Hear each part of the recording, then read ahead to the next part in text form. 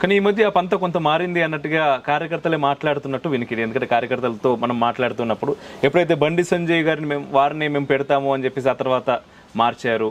ఆ మార్చడం కూడా మనకు అసెంబ్లీ ఎలక్షన్స్లో చాలా మైనస్ అయిందని చెప్పేసి చాలా మంది కార్యకర్తలు మాట్లాడారు ఆ టైంలో.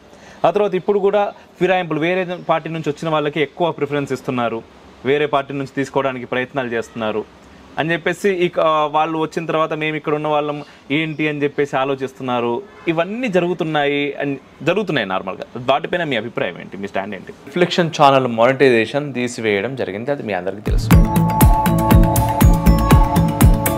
బెట్టింగ్ యాప్స్ ప్రమోట్ చేస్తే ఒక్కో వీడియోకి లక్షల్లో డబ్బులు ఇస్తామని చెప్పినా కూడా ఏ రోజు మనం వాటి జోలికి పోలేదు. చివరికి శాటిలైట్ ఛానళ్లు కూడా సాహసం చేయలేని విధంగా అతిరథ మహారథులతో సనాతన క్షాత్రం అని 2 కాంక్లేవ్స్ చేసుకున్నాం. పాత బస్తీలోని దేవాలయాల్లో యజ్ఞాలు నిర్వహించినాం. ఫోన్లు చేసి చంపుతాము అని బెదిరించిన వాళ్ళు ఉన్నారు. ఇప్పుడు మీ అవసరం మాకు ఎంతో ఉంది, ఈ ఛానల్ని కాపాడుకోవాల్సిన బాధ్యత మీకు ఉంది అనుకుంటే మాత్రమే మీరు మాకు సహాయం చేయర్రి. మీ దగ్గర నుంచి నేను సహాయం కోరుకుంటున్నా. త్రికరణ శుద్ధిగా మనసా వాచ కర్మనే ఈ ఐడియాలజీని నమ్మిన వాళ్ళకి ఆలోచన రాదు. రాని వాళ్ళు బాధపడతారు.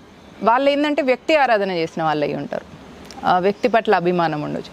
ఇప్పుడు మోదీజీ అంటే నాకు కూడా అభిమానమే, నో డౌట్. వ్యక్తి ఆరాధన ఉంది. ఎందుకంటే నేను మోదీజీ మాట విని వారి ప్రచార జీవన శైలిని చూసి నేను అమెరికాలో 5 లక్షల జీతం వదిలేసి ఇక్కడికి వచ్చిన. అంటే అదేదో శ్రీకృష్ణుడి భక్తితోని మీరాబాయి వచ్చినట్టు, శ్రీరాముడు భక్తి శబరికి ఉన్నట్టుగా అట్లా నేను కూడా మోదీ భక్తి ఒప్పుకుంటాను.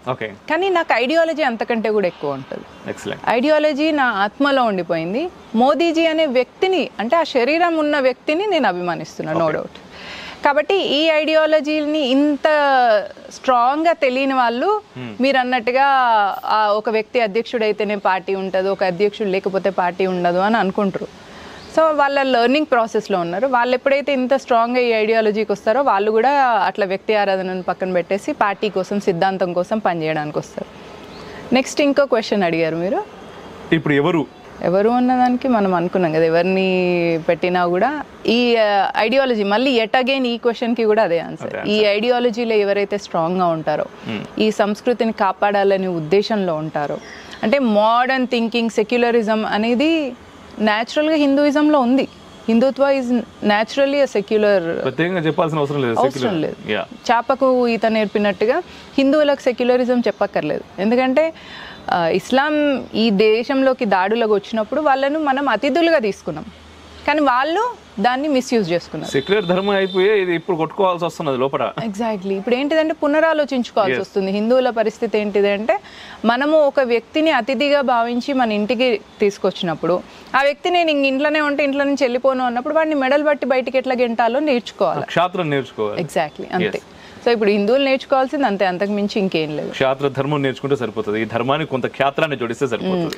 ఇప్పుడు ఆ వ్యక్తి అధర్మం చేసిండు కదా, ఇంటికి వచ్చేసి ఇంటిని ఆక్యుపై చేద్దామని చూస్తున్నాడు కదా, ఎల్లగొడితే పాపము అన్న ఫీలింగ్ నుంచి బయటికి రావాలి. ఎల్లగొట్టడమే ధర్మం అని తెలుసుకోవాలి. ఎందుకంటే మన తర్వాత ఆ ఇల్లు మన వారసులోకి వెళ్ళాలి.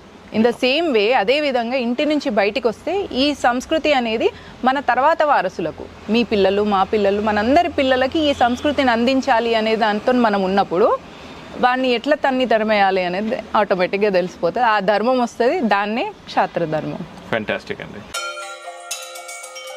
శత్రుమూకల చెర నుండి దేశ రక్షణ నీ ధ్యేయమైతే నీ అవసరం ఇక్కడుంది. Please do subscribe, like and share. దద్దరిల్లేలా పక్కనున్న గంట కూడా కొట్టుర్రి.